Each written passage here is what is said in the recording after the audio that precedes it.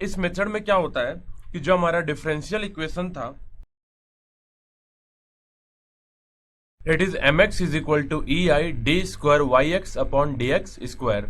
तो बीम के किसी x डिस्टेंस का मोमेंट लिख लेंगे, क्योंकि बेंडिंग मोमेंट तो हमें लिखना आता है, और जब मोमेंट लिख लेंगे उसको इक्वेट कराएंगे EI d square y upon d x square से। अब जब इस इक्वेशन को हम इंटीग्रेट करें, एक बार इंटीग्रेशन करना है, integrating both sides,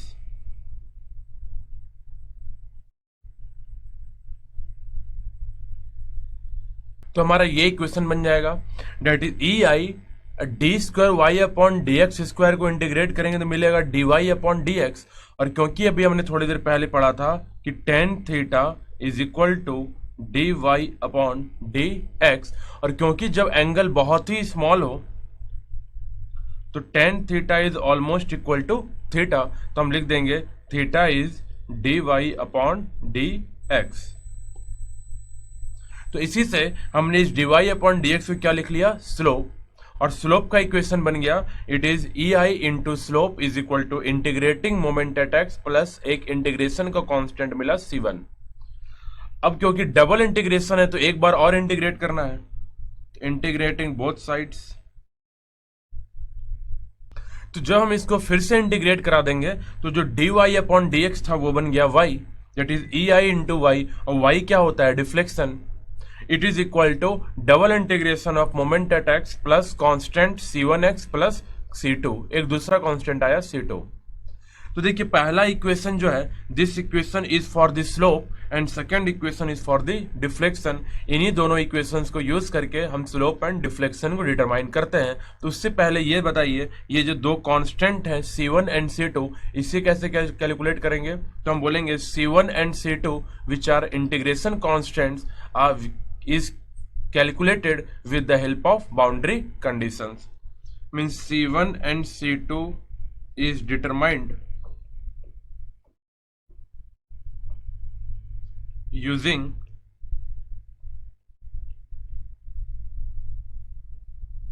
boundary conditions। तो अगर C1 C2 को बाउंड्री कंडीशन से डिटरमाइन करना है तो हमें तो यह भी जानना है कि आखिर बाउंड्री कंडीशन होता क्या है। तो देखिए तीन तरीके के केसेस पॉसिबल हैं।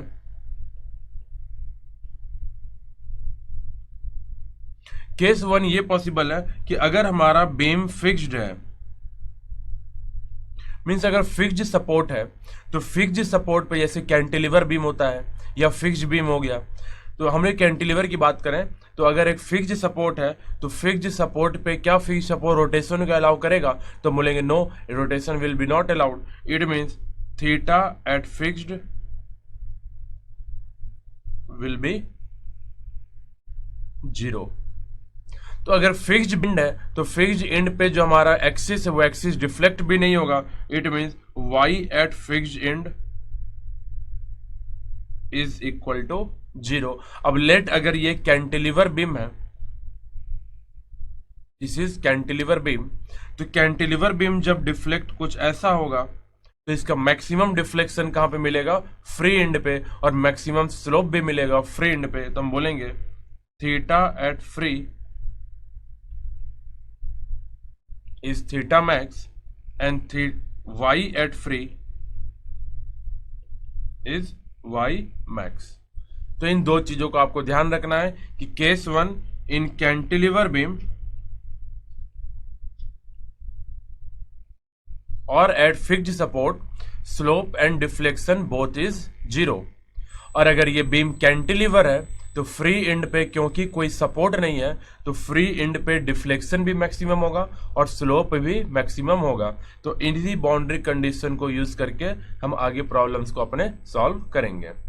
तो अभी हम केवल कैंटिलीवर बीम के लिए बाउंड्री कंडीशंस को हमने यहाँ शो किया है। जब हम लोग आगे सिंपली सपोर्टेड बीम का स्टडी करेंगे तो वहां पे सिंपली सपोर्टेड बीम का बाउंड्री कंडीशन बताया जाएगा, लेकिन अभी हम लोग स्टडी करने जा रहे हैं only for the cantilever beams कि कैंटिलीवर बीम में अलग अलग तरीके के लोड्स होंगे तो हमें किस तरीके से डिफ्लेक्शन एंड स्लोप को कैलकुलेट करना है। तो चलिए हम लोग देखते हैं हमारा फर्स्ट प्रॉब्लम कि अगर एक कैंटिलीवर बीम के फ्री एंड पे पॉइंट लोड है तो what is maximum deflection and maximum slope at the free and. तो देखिए हमारा पहला प्रॉब्लम है एक कैंटिलीवर बीम है, इस कैंटिलीवर बीम का लेंथ L है और इस कैंटिलीवर बीम के फ्री एंड पे पॉइंट लोड है W। तो लेट फिक्स्ड एंड का हमने नाम रख दिया पॉइंट A और फ्री एंड का नाम हमने रख दिया पॉइंट B। तो सबसे पहले अगर हम डिफरेंशियल इक्वेशन पे जाएं तो हमें x डिस्टेंस का मोमेंट चाहिए, तो लेट B साइड से x डिस्टेंस का मोमेंट ये कितना होगा, तो this is -WX is equal to EI into d² y upon dx square. ये इक्वेशन को हमने लिख लिया। अब देखिए E क्या है, E is Young's modulus and I is INA। तो जो रेक्टेंगुलर कोई भी बीम होगा उसका जो क्रॉस सेक्शन होगा, उस क्रॉस सेक्शन का moment of inertia about neutral axis. तो इस पूरे डिफ्लेक्शन चैप्टर में हम जब भी I यूज कर रहे हैं, this I is INA and E we know that it is Young's modulus और मॉडुलस ऑफ इलास्टिसिटी।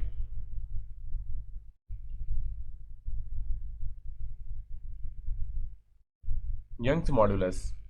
तो अब इस इक्वेशन को हम इंटीग्रेट करें, तो अगर हम एक बार इंटीग्रेट करेंगे तो इक्वेशन बन जाएगा। तो हमारा पहला इक्वेशन बना दिस इज कि जो हमने इंटीग्रेट किए तो मिला EI dy अपॉन dx, जिसको हमने थीटा बोला था, is equal to -WX² plus C1। अब हम यहीं पे बाउंड्री कंडीशन को यूज करके C1 का वैल्यू कैलकुलेट करेंगे। तो अभी हमने बाउंड्री कंडीशन क्या पढ़ा था कि जब x हमारा लेंथ के बराबर होगा A पॉइंट पे, तो क्योंकि वहां पे फिक्स्ड सपोर्ट है तो स्लोप क्या होगा, 0। तो हम बोल सकते हैं when x is equal to L, theta is 0, just put the boundary condition is equation 1, we will get, तो ये मिला हमारा C1 which is WL² upon 2। तो जब थीटा को 0 पुट किए तो EI इंटू 0 इज 0, तो C1 मिल गया प्लस का WL²/2। अब इसी कांस्टेंट को उठा के अगर हम इक्वेशन 1 में पुट कर दें, then it will be EI theta x is equal to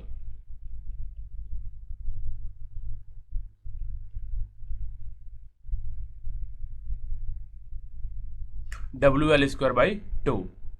तो जब भी हमें किसी भी x डिस्टेंस का अगर स्लोप चाहिए होगा तो हम लिख सकते हैं इसी इक्वेशन को रीअरेंज करके कि theta at x which is dy upon dx is equal to W upon 2EI into L² minus x²। Then this is the equation for slope at any point. किसी भी x डिस्टेंस के point पे अगर हमें slope चाहिए होगा, आप x का वैल्यू पुट करते जाइए और स्लोप हमें मिलता जाएगा। नाउ अगर हम उसी इक्वेशन को, जो इक्वेशन 1 था, अगर उसको हम इंटीग्रेट करें अगेन,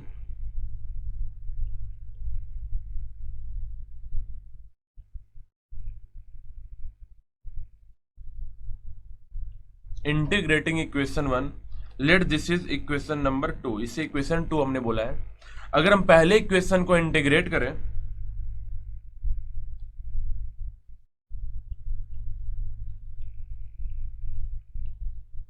तो dy अपॉन dx जो थीटा है, उस थीटा को इंटीग्रेट करेंगे तो क्या मिल जाएगा, EI yx is equal to, तो हमारा ये मिला equation and let this is equation number 2। तो क्या हमने किया है, EI yx तो क्लियर है, इज इक्वल टू, अब देखिए -WX²/2, x² का integration is x³/6 plus C1 था WL²/2, उसका इंटीग्रेशन किया तो C1x that is WL²/2x plus C2। Now again we will use boundary condition, और बाउंड्री कंडीशन क्या यूज करेंगे कि जब x हमारा लेंथ के बराबर होगा फिक्स्ड सपोर्ट पे, तो हमारा डिफ्लेक्शन क्या होगा, 0। तो when x is L, yx will be 0, we will get C2 equation. तो जब आप इसको वैल्यूज को पुट करेंगे, x को जब L करते जाएंगे तो स्लोप हमारा डिफ्लेक्शन क्या हो गया, 0 हो गया। और जब डिफ्लेक्शन 0 हो गया तो ये इक्वेशन बना। तो यहां से आप C2 को अगर सॉल्व कर लें, then C2 will be equal to minus of WL³ upon 3। अब इस C2 के वैल्यू को अगर हम इक्वेशन इसमें पुट करेंगे इक्वेशन 2 में, तो जब आप C2 को इक्वेशन 2 में पुट करिए तो हमारा इक्वेशन क्या बन जाएगा, दिस इज इक्वल टू तो देखिए अगर ये हमारा इक्वेशन बन रहा है तो इसी इक्वेशन को रीअरेंज करके हम डिफ्लेक्शन एट एक्स कैलकुलेट कर सकते हैं। तो अगर वाई एक्स को हम एक साइड रखें और ई आई को दूसरे साइड ले जाएं और सबको सॉल्व कर दें तो हमारा वाई एक्स जो आएगा which is equal to, and this is the equation of deflection and let this is equation number 3। तो आप दो इक्वेशन यहाँ से ध्यान रखना है हमें, ये स्लोप का इक्वेशन बना हमें और ये हमारा बन गया डिफ्लेक्शन का इक्वेशन। तो हमने किया क्या पूरे मेथड में, तो मेथड में दो चीज किए। सबसे पहले एक्स डिस्टेंस का मोमेंट लिखे, इंटीग्रेट किए, फर्स्ट टाइम इंटीग्रेट किए, स्लोप का इक्वेशन बना, बाउंड्री कंडीशंस यूज किए, C1 मिल गया, उस C1 के वैल्यू को पुट किए, रीअरेंजमेंट किए तो थीटा का इक्वेशन आया। सिमिलरली अगेन इंटीग्रेट हमने किया, बाउंड्री कंडीशन यूज किया, C2 सॉल्व किया, फिर C2 का वैल्यू पुट करेंगे, रीअरेंज करेंगे तो हमारा yx का इक्वेशन बन जाएगा। तो ऐसे जब इक्वेशन 2 और इक्वेशन 3 स्लोप और डिफ्लेक्शन का इक्वेशन मिल जाए तो हमें चाहिए एक बीम पे मैक्सिमम डिफ्लेक्शन और मैक्सिमम स्लोप कितना होगा। तो हम पता है कि कैंटिलीवर बीम के फ्री एंड का डिफ्लेक्शन भी मैक्सिमम था और स्लोप भी मैक्सिमम था। तो for maximum deflection and maximum slope जब आप x का वैल्यू 0 पुट कर देंगे तो हमारा मैक्सिमम डिफ्लेक्शन और मैक्सिमम स्लोप सॉल्व हो जाएगा। तो वो इस तरीके से सॉल्व करना है। तो ये हमारे मिला थीटा मैक्स और वाई मैक्स। तो आप जो थीटा और वाई का स्लोप इक्वेशन बना था इक्वेशन 2 और इक्वेशन 3, उनमें आप बस x का वैल्यू को 0 पुट करिए तो मैक्सिमम स्लोप मिला है हमें WL²/2EI and maximum deflection is WL³/3EI। तो ये माइनस साइन इंडिकेट कर रहा है कि डिफ्लेक्शन इज डाउनवर्ड। तो आप प्लस माइनस को अगर ऑब्जर्व नहीं भी करेंगे तो हम बता सकते हैं कि अगर एक कैंटिलीवर बीम पे अगर लोड डाउनवर्ड है then deflection will be downward. अब देखिए डायग्राम को देखिए बीम के, तो जब लोड डाउनवर्ड है तो जब बीम डिफ्लेक्ट होगा तो कुछ ऐसा डिफ्लेक्ट होगा तो ये जो एंगल मिलेगा this angle is clock wise. तो हम बोल सकते हैं जो स्लोप मिला था वो स्लोप कैसा मिला था, तो clock wise angle, this is clock wise. तो ये हो गया हमारा केस 1 का प्रॉब्लम कि एक कैंटिलीवर बीम के फ्री एंड पे पॉइंट लोड होता है। तो ऐसे ही हम प्रॉब्लम्स को सॉल्व करते हैं और मैक्सिमम डिफ्लेक्शन और मैक्सिमम स्लोप का फॉर्मूला आपको डायरेक्टली ध्यान होना चाहिए फॉर द ऑब्जेक्टिव प्रॉब्लम्स। चलते हम लोग अपने दूसरे प्रॉब्लम पे। उससे पहले I hope you have understood this topic and how to